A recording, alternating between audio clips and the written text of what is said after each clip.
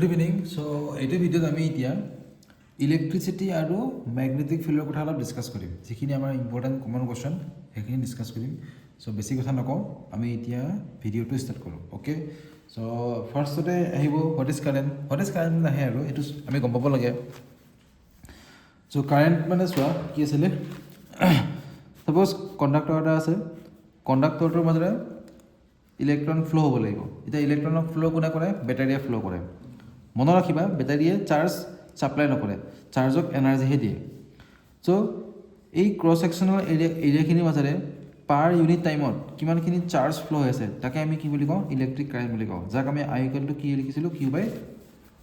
T বুলি কৈছিলোঁ আৰু চাৰ্জক আমি চাৰ্জক কোৱাণ্টাইজ হিচাপে মেনশ্যন কৰিছিলোঁ চাৰ্জটো কি হয় কোৱাণ্টাইজ হয় তো কোৱাণ্টাইজ বুলি কোৱাৰ কাৰণে আমি চাৰ্জৰ ফৰ্মুলাটো কেনেকৈ লিখিব পাৰোঁ Q equal to N E তো ই মানে হ'ল চাৰ্জ অফ ইলেক্ট্ৰন এন মানে হ'ল নাম্বাৰ অফ ইলেক্ট্ৰন তো কিমানটা ইলেক্ট্ৰনে কম্বাইন হৈ পেলাই এই চাৰ্জটো ফৰ্ম কৰিছে তাক আমি কি বুলি ক'ম Q equal to N E তেনেকৈ চোৱা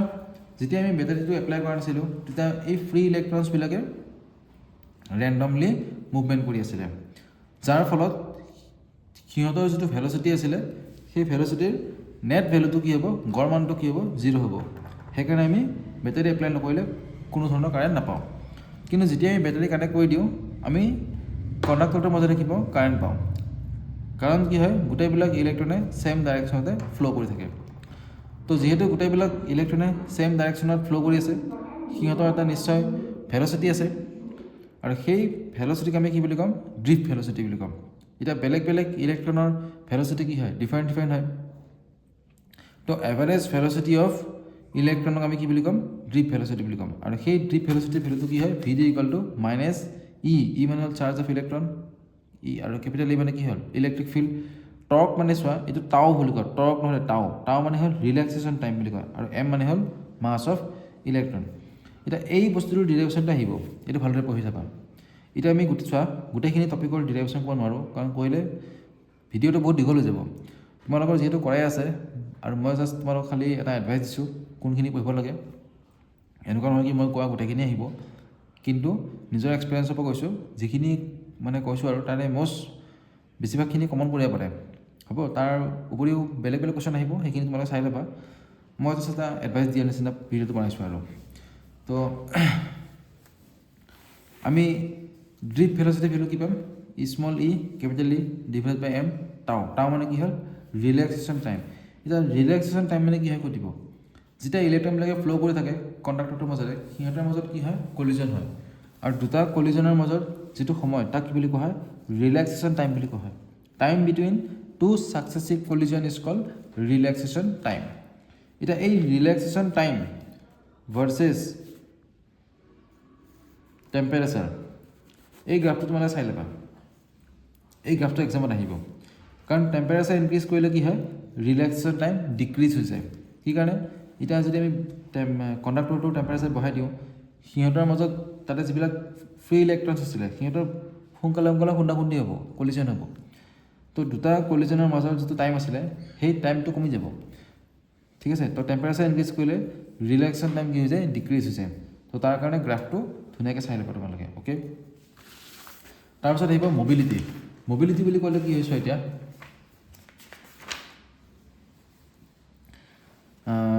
এইটো গ্ৰাফটো চাই ল'বা তোমালোকে লগে চাই ল'বা অ'কে এইটো গ্ৰাফটো মই লিখি দিছোঁ টপিকটো দি দিছোঁ এতিয়া মবিলিটি চোৱা মবিলিটি মানে হ'ল mobility of charge carrier responsible for current is define as the magnitude of drift velocity of charge per unit electric field তো আমি সকলোৱে গম পাওঁ যে বেটাৰী এপ্লাই কৰিলে কি হয় কণ্ডাক্টৰৰ মাজতে ইলেক্ট্ৰন ফ্ল' হয় এতিয়া কণ্ডাক্টৰৰ যেতিয়া কণ্ডাক্টৰত থকা যেতিয়া ইলেক্ট্ৰনছবিলাক ফ্ল' কৰিব সিহঁতৰ এটা ডেফিনেট ভেলচিটি থাকিব আৰু সেইটো ভেলচিটিক আমি কি কৈছিলোঁ ড্ৰিফ্ট ভেলচিটি কৈছিলোঁ সেই ড্ৰিফ্ট ভেলচিটিৰ যিটো ভেলু হয় পাৰ ইউনিট ইলেক্ট্ৰিক ফিল্ডৰ কাৰণে মানে 1 ইউনিট ইলেক্ট্ৰিক ফিল্ড এপ্লাই কৰিলে ড্ৰিফ্ট ভেলচিটি যিখিনি হয় তাক কি বুলি কোৱা হয় মবিলিটি বুলি কোৱা হয় ইয়াক আমি কেনেকৈ লিখিম V equal to V D by E V D মানে হ'ল ড্ৰিফ্ট ভেলচিটি ই মানে হ'ল ইলেক্ট্ৰিক ফিল্ড আৰু ভি ডি ভেলুটো কি হয় E T by M T মানে কি আছিলে টাও মানে কি আছিলে ৰিলেক্সেশ্যন টাইম চ' এইটো হ'ল মোবিলিটিৰ ফৰ্মুলা, এইটো বহুত বেছি ইম্পৰ্টেণ্ট টপিক হয়, পঢ়ি ল'বা। তাৰপিছত এই বস্তুটো আহিব তোমালোকৰ এইটো ডেৰিভেশ্যন আহিব প্লাছ লগতে মেথছো আহিব পাৰে ইয়াৰ ওপৰত এইটো হ'ল relation between current and drip velocity and কাৰেণ্টৰ মাজত যে ৰিলেশ্যন আছিলে যেনেকৈ আমি গম পাওঁ আই ইকুৱেল টু কি হয় NEA VD ঠিক আছে এইটো তোমালোকে সকলোৱে গম পোৱা মই তথাপিও কৈ দিছোঁ আই ইকুৱেল টু N মানে হ'ল number of electrons per unit volume E মানে হ'ল চাৰ্জ অফ ইলেক্ট্ৰন এ মানে হ'ল এৰিয়া অফ দ্য কণ্ডাক্টৰ মানে ক্ৰছ ছেকশ্যনেল এৰিয়া VD মানে হ'ল কি ড্ৰিপ ভেল'চিটি মই একদম থুলমূলকৈ লিখি দিছোঁ দেই মই এতিয়া আৰু এনেকৈ let us consider that A is the area of the conductor এইবিলাক লিখি থকাত সময় নাই কাৰণ তোমালোকে বহীত লিখাই আছে জাষ্ট মই ৰিভিজন কৰিছোঁ বাৰে বাৰে কৈ আছোঁ তোমালোকে মাইণ্ড নকৰিবা কি ছাৰে লিখি দিয়া নাই তো এইটো হ'ল কণ্ডাক্টৰ এটা কনচিডাৰ কৰিছোঁ ছাপ'জ কণ্ডাক্টৰটোৰ লেংথ কিমান আছে এ আছে আৰু ক্ৰছ ছেকশ্যনেল এৰিয়া কিমান আছে a small length two L আৰু ক্ৰছ ছেকশ্যনেল এৰিয়া কি আছে এ আছে তো ইলেক্ট্ৰনবিলাক ফ্ল' হৈ আছে আৰু সদায় মনত ৰাখিবা ইলেক্ট্ৰনবিলাক ফ্ল' হয় over the surface of the conductor inside the conductor electric ফিল্ডটো কি হয় 0 হয় সদায় মনত ৰাখিবা এইটো কথা তো স্মল এন মানে কি হ'ল number of electrons per unit volume তো পাৰ ইউনিট ভলিউমত কিমানখিনি ইলেক্ট্ৰন আছে এন ইলেক্ট্ৰন আছে অ'কে মানে পাৰ ইউনিট ভলিউমত so' volume of the conductor কি হ'ব চোৱা ভলিউম অফ দ্য কণ্ডাক্টৰ কি হ'ব কণ্ডাক্টৰটোৰ ভলিউম কি হ'ব এৰিয়া ইনটু লেংথ তো এৰিয়াৰ লগত আমি যদি লেংথ ইনটু কৰোঁ আমি কি পাওঁ ভলিউম পাই যাওঁ তো পাৰ ইউনিট ভলিউমত কিমানটা আছিলে ইলেক্ট্ৰন স্মল এনটা আছিলে তো টোটেল ইলেক্ট্ৰনছ কিমান হ'ব টোটেল ইলেক্ট্ৰনছ কি হ'ব এন ইনটু এ এল হ'ব আৰু টোটেল চাৰ্জ কিমান হ'ব চোৱা টোটেল চাৰ্জ কিমান হ'ব এইখিনি হ'ল টোটেল নাম্বাৰ অফ ইলেক্ট্ৰনছ এটা ইলেক্ট্ৰনৰ চাৰ্জ কিমান হয় স্মল ই হয় তো টোটেল চাৰ্জ কিমান হ'ব এন এ এল হ'ব আৰু টোটেল চাৰ্জ আমি কি বুলি ক'ম তো কিমানখিনি কাৰেণ্ট ফ্ল' হ'ব এতিয়া I equal to Q by T হয় এইটো পঢ়ি আহিছা তো NEAL বাই টি হ'ব তো NEA এইফালে কি থাকিল L বাই টি তো ডিষ্টেঞ্চ বাই টাইম মানে কি হয় ভেল'চিটি হয় আৰু এই ভেল'চিটি আমি কি বুলি ক'ম ড্ৰিপ ভেল'চিটি বুলি ক'ম এইটো মনত ৰাখিবা আৰু এটা বস্তু আহিব ভেক্টৰ ফৰ্ম অফ অহমছ ল এইটো পঢ়িলে আহিব তোমালোকে এইটো ভালকৈ পঢ়িবা ভেক্টৰ ফৰ্মছ অফ অহমছ ল এইটো পঢ়িবা এইটো বহুত বেছি ইম্পৰ্টেণ্ট হয় আৰু ইয়াৰ ওপৰত মেথছ আহিব হা এই ড্ৰিপ ভেল'চিটি আৰু কাৰেণ্টৰ মাজত যিটো ৰিলেশ্যন আছে এইটো মষ্ট ইম্পৰ্টেণ্ট ইয়াৰ ওপৰত মেথছ আহিবই আমি সকলোৱে গম পাওঁ ৰেজিষ্টেঞ্চৰ সময়তো গম পাওঁ আৰ ইকুৱেল টু কি আছিলে ৰ' এল বাই এ আছিলে তো এই ৰ' কি বুলি কয় ৰেজিষ্টিভিটি কয় তো এক্সামত ইম্পৰ্টেণ্টটো আহিব ডাইমেনশ্যন অফ ৰেজিষ্টিভিটি এইটো পঢ়ি ল'বা ৰেজিষ্টিভিটিৰ ডাইমেনশ্যনটো আহিব যোন নেকি কি হয় ML³ T⁻³ এইটো মুখস্থ নকৰিবা ইয়াৰ পৰা আহিব যেনেকৈ তোমাক এতিয়া ডাইমেনশ্যন লাগেতো এইটো কম মুখস্থ আহিব তো তুমি কি ল'বা ৰ' আৰ এ বাই এল তুমি ইয়াৰ পৰা ডাইমেনশ্যনটো আৰামত উলিয়াব পাৰিবা হ'ব আৰু আৰৰ ভেলু কেনেকৈ ওলাম চোৱা আৰ মানে কি হ'ব ভি বাই আই হ'ব নাই তো ভি বাই আই পটেঞ্চিয়েলৰ ডাইমেনশ্যনটো ওলাবা দেন কিহৰ ডাইমেনশ্যন ল'বা আইৰ ডাইমেনশ্যন ল'বা বহাই দিবা এইখিনি কৰিলে তোমাৰ এনচাৰটো আহি যাব অ'কে চিন্তা কৰিব নালাগে ইমান এইবিলাক হৈ যাব দিয়া অহমছ লৰ ভেক্টৰ ফৰ্মটো কেনেকুৱা আছিলে অহমছ লৰ ভেক্টৰ ফৰ্মটো আছিলে জেড ইকুৱেল টু চাবা চৰি হ'ব দিয়া আৰু বুজাই গৈ আছোঁ আৰু জেড ইকুৱেল টু কি আছিলে ছিগমা তো জেড আৰু ছিগমা ই এইটো মানে কি হ'ল ছিগমা মানে কি হয় জানা 1/ρ আমি ৰ'ক কি বুলি কওঁ ৰেজিষ্টিভিটি বুলি কওঁ আৰু আমি ছিগমা কি বুলি ক'ম কণ্ডাক্টিভিটি বুলি ক'ম ছাৰ্ফেচ চাৰ্জ ডেঞ্চিটি নহয় ঠিক আছে এইটো মনত ৰাখিবা এইটো কি হয় ৰেজিষ্টিভিটি তো আমি ৰেজিষ্টিভিটি যদি ৰেচিপ্ৰকেল লৈ লওঁ আমি যদি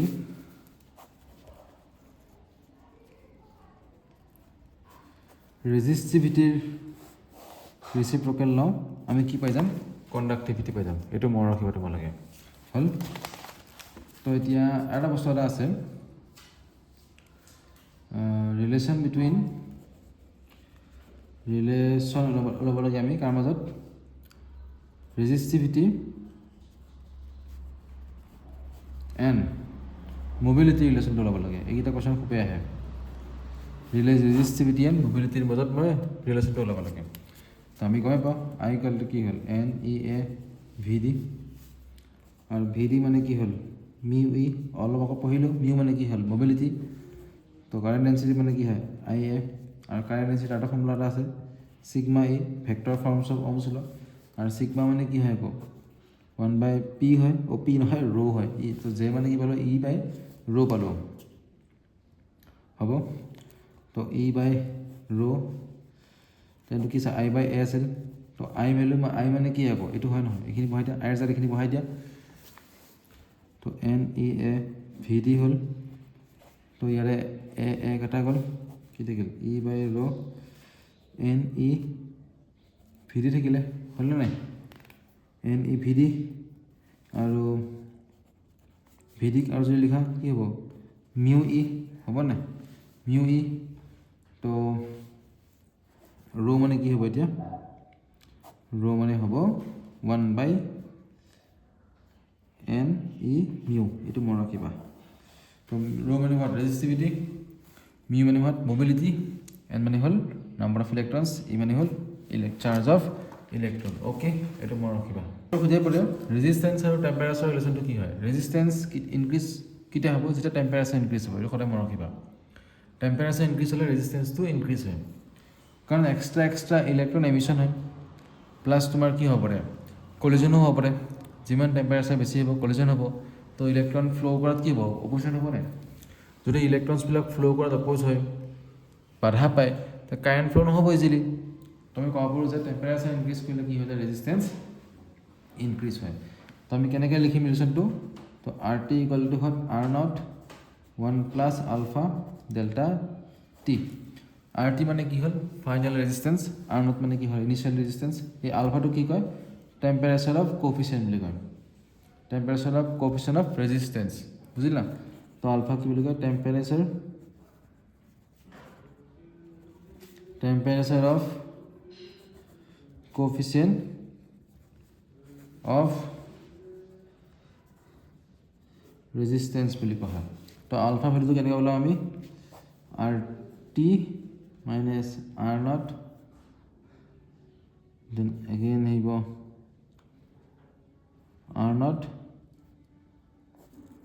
T2 minus T1 এটো মন ৰাখিবা তেনেকৈ আৰু তাৰ আমি পাইছিলো ৰেজিস্টিভিটি সেম ৰেজিস্টিভিটিও কি হয় ইনক্ৰিজ হয় উইথ টেম্পাৰেচাৰ হ'ব তো তোমালোকে গ্ৰাফটো চাই ল'বা বাৰু রেজিস্ট্যান্স ভার্সেস টেম্পারেচার এই গ্রাফটো চাই ল'বা এই গ্রাফটোটা ইম্পর্টেন্ট হয় হ'ব ঠিক আছে সবচেয়ে বেছি ইম্পর্টেন্ট কোশ্চেন ইয়াৰ ওপৰতো কোশ্চেন আহিব ইন্টাৰনাল ৰেজিস্ট্যান্সৰ কোশ্চেন আহিব তো সেলৰ ইন্টাৰনাল ৰেজিস্ট্যান্স থাকে বিকজ আমি গম পাওঁ যে সেলৰ মাজেদি যেটা চাৰ্জবিলাক ফ্লো হয় তো সেই চাৰ্জখিনি ফ্লো হোৱাত কি হ'ব পাৰে অপজিশন হ'ব পাৰে তো আমি এটা ইন্টাৰনাল ৰেজিস্ট্যান্স অফ এ সেলৰ ডেফিনেশনটো কেনেকৈ লিখিম চোৱা ডেফিনেশন মানে কি আহি যাব পাৰে কি ঠিক define internal resistance of a cell তো internal resistance of a cell is defined as the resistance offered by the electrolyte and electrodes of a cell when the electric current flows through it to tomorrow kiba internal resistance of a cell is defined as the resistance offered by the electrolyte kome po cell or bhitor ki ase electrolyte ase he electrolyte kiman khini resistance offer kori ase hetu ki bostu hoy internal resistance এতিয়া আমাক লাগিব EMF ঠিক আছে আমি EMF আৰু internal resistance দুটাই fine কৰিম দুটাই বস্তু বুজি লম এটা সেম হৈ যায় সো তোমালোকে চাবা এতিয়া এটা হল ব্যাটারি আৰু ইয়াৰ যে internal resistance আমি স্মল r দি ডিফাইন কৰিছো আৰু আমি এই ব্যাটাৰিটো এটা কানেক্ট কৰিছো কাৰ লগত এটা ৰেজিস্টৰ লগত কানেক্ট কৰিছো তো যেতিয়া আমি পটেনশিয়াল ডিফাৰেন্সটো মেজাৰ কৰিম এই ৰেজিস্টৰটো এক্ৰছত সাপোজ এটা 2.5 ভোল্ট লিখা আছে কিন্তু যেতিয়া আমি মেজাৰ কৰিম এই ব্যাটারিটো ভোল্টেজটো 2.5 নোলায় কিন্তু 2.3 2.4 2.1 2.2 এনেকৈ ওলায় 2.5 নোলায় সেই 2.5 কি কাৰণে নোলায় সেইটো লাগে আমাক এতিয়া আৰু বেটাৰীটোত যে লিখা আছে 2.5 ভল্টটো তাক কি বুলি কোৱা হয় তাক কি বুলি কোৱা হয় EMF বুলি কোৱা হয় কি বুলি কোৱা হয় EMF বুলি কোৱা হয় EMF কি বুলি কোৱা হয় EMF তো EMF মানে কি হ'ব তো সাপোজ সেল এটা আছে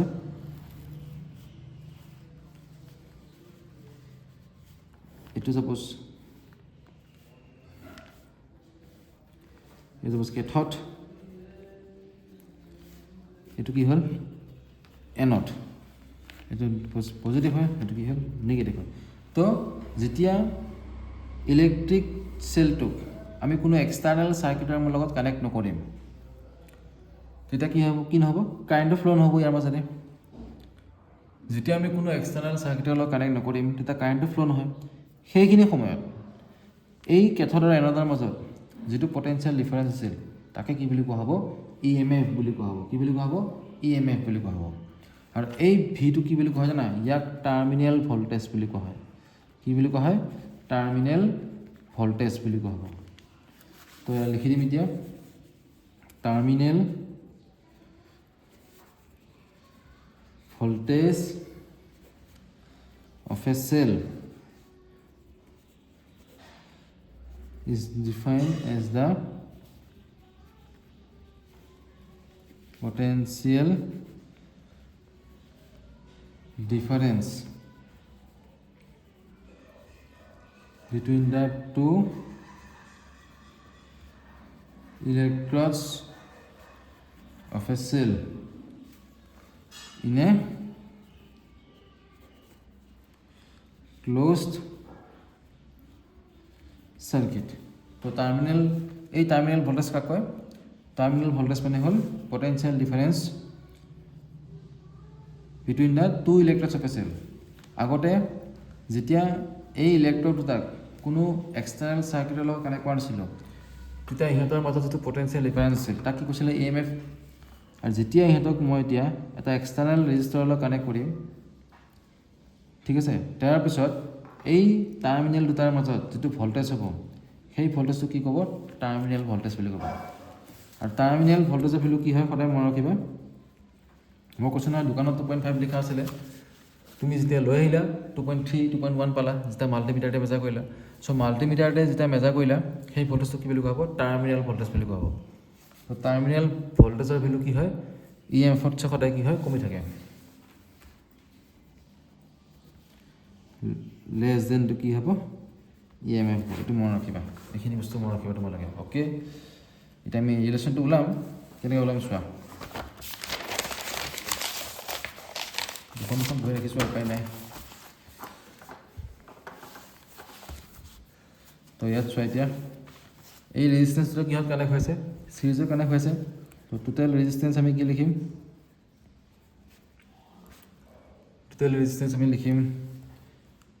R dash equal to suppose R plus R আৰু সিৰিজত সদায় কি হয় সিৰিজ কম্বিনেশ্যনত কি হয় সেম কারেন্ট ফ্লো হ'ব তো সেম কারেন্ট ফ্লো হলে টোটাল কারেন্ট কি হ'ব I equal to E by R dash হ'ব E মানে হল এই ব্যাটারিটো ভোল্টেজটো হ্যাঁ R dash মানে কি হ'ব এটো হয় R plus R small r মানে হল এক্সটার্নাল রেজিস্টরটো স্মল r মানে কি হল ইন্টারনাল রেজিস্ট্যান্সটো এটা ইনটু কৰি দিয়া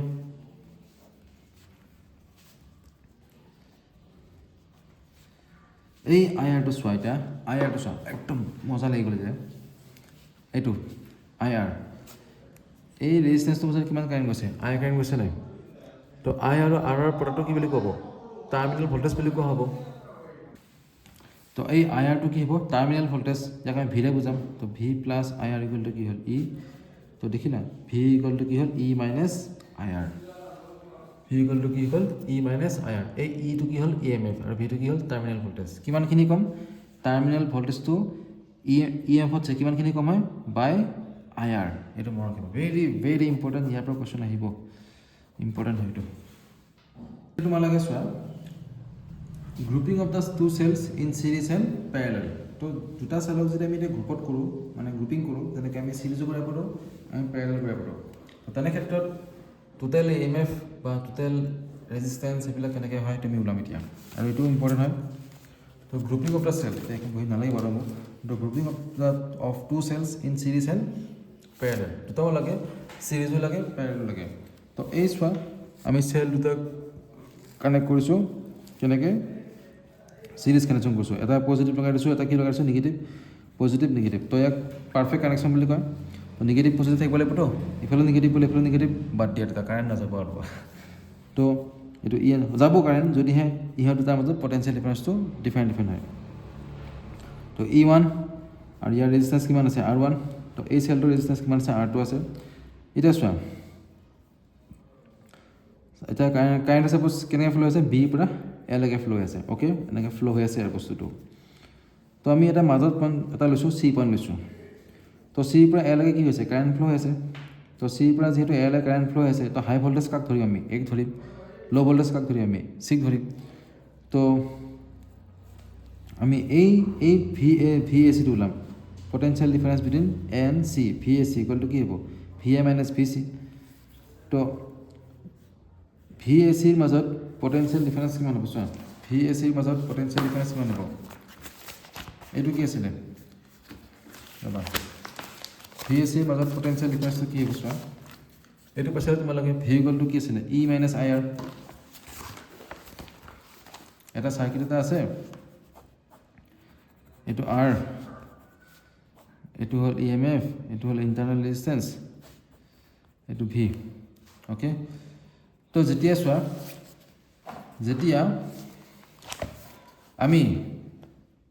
ইলেক্ট্ৰড দুটা কানেক্ট কৰি দিম চোৱা যেতিয়া আমি ইলেক্ট্ৰড দুটা কানেক্ট কৰি দিম with an external circuit or external resistor তেতিয়া সেই ইলেক্ট্ৰড দুটাৰ মাজত যিটো পটেঞ্চিয়েল ডিফাৰেঞ্চ হয় তাক আমি কি বুলি কওঁ টাৰ্মিনেল ভল্টেজ তো ভি এ চিক আমি কি বুলি ক'ম টাৰ্মিনেল ভল্টেজ বুলি ক'ম কি বুলি ক'ম আমি টাৰ্মিনেল ভল্টেজ বুলি ক'ম আৰু সেই টাৰ্মিনেল ভল্টেজৰ ভেলু কি হয় ভি ইকুৱেল টু ই মাইনাছ কি হয় আই আৰ হয় গম পাইছা ভি ইকুৱেল টু কি হয় ই মাইনাছ আই আৰ তো এই চাৰ্কিটটো আৰু এই যদি চাৰ্কিটটো বনালোঁ তো এই আৰৰ একৰ্ছত ভল্টেজ কিমান হ'ব ভি হ'ব আৰু ভি ভেলু কিমান হয় V equal two E minus I R তো ছেইম ফৰ্মুলা আমি এটা ইউজ কৰি দিম তো এ আৰু চিৰ মাজত চোৱা এই চেলটোৰ মাজতে কি হৈছে কাৰেণ্ট ফ্ল' হৈছে আৰু চেলটোৰ মাজতে কাৰেণ্ট ফ্ল' হোৱা অৱস্থাত এ আৰু চিৰ মাজত যিটো পটেঞ্চিয়েল ডিফাৰেঞ্চ হ'ব তাক টাৰ্মিনেল ভল্টেজ বুলি ক'ব আৰু সেই টাৰ্মিনেল ভল্টেজৰ ভেলু কি হয় V equal two E minus I R E value কিমান আছে ই1 আছে চোৱা ই1 লিখিলোঁ আৰু আই চিৰিজত কি হয় ছেম কাৰেণ্ট ফ্ল' হয় তো আই লিখিম আৰু ইয়াৰ ৰেজিষ্টেঞ্চ কিমান আছে R1 হ'ল এইটো ইকুৱেশ্যন নম্বৰ 1 এবাৰ আমি কি ওলাম ভি চি বি তো ভি চি বিত চোৱা চি ভল্টেজ বেছি বি ভল্টেজ আমি ল' ধৰিলোঁ V C minus V B তো ভি আৰু চি আৰু বিৰ মাজত যিটো পটেঞ্চিয়েল ডিফাৰেঞ্চ পাম আমি তাক আমি কি বুলি ক'ম টাৰ্মিনেল পটেঞ্চিয়েল ডিফাৰেঞ্চ বুলি ক'ম আৰু সেই টাৰ্মিনেল পটেঞ্চিয়েল ডিফাৰেঞ্চৰ ভেলু কেনেকৈ বোলে V equal two E minus I R তো ই ভেলু কিমান আছে ই2 মাইনাছ আই আৰ 2 এতিয়া ভি এ আৰু বিৰ মাজত পটেঞ্চিয়েল ডিফাৰেঞ্চ কিমান হ'ব এতিয়া তো potential difference between V A and B one কি হ'ব V A C plus V C B হ'ব এই পটেঞ্চিয়েল দুটা প্লাছ কৰিলে কি ওলাব এ আৰু বি মাজত ওলাই যাব নাই তো আমি কৰিলোঁ তো ভি ইকুৱেল টু কি পালোঁ আমি E1 প্লাছ E2 মাইনাছ আই R1 প্লাছ R2 তো এই ইকুৱেশ্যনটোক আমি এতিয়া আমি টাৰ্মিনেল ভল্টেজৰ ইকুৱেশ্যনৰ লগত কম্পেয়াৰ কৰিম ভি ইকুৱেল টু কি আছিল এপচাইলন নহয় ই হয় মাইনাছ আই আৰ ই মানে কি হ'ল EMF তো যেতিয়া আমি চিৰিজ কম্বিনেশ্যন কৰিম দুটা চেলক তেতিয়াহ'লে টোটেল EMFটো কি হয় E1 প্লাছ কি হ'ব E2 হ'ব আৰু টোটেল ইণ্টাৰনেল ৰেজিষ্টেঞ্চ কিমান হ'ব R1 প্লাছ R2 হ'ব ইয়াৰ লগত কম্পেয়াৰ কৰিছোঁ ইয়াৰ মাজত এইটো আছে আৰু R মাজত আছে হ'ল ভালকৈ চাই লোৱা এইটো নোট কৰি ল'বা আৰু প্ৰেক্টিছ কৰিবা এইটো ধুনীয়াকৈ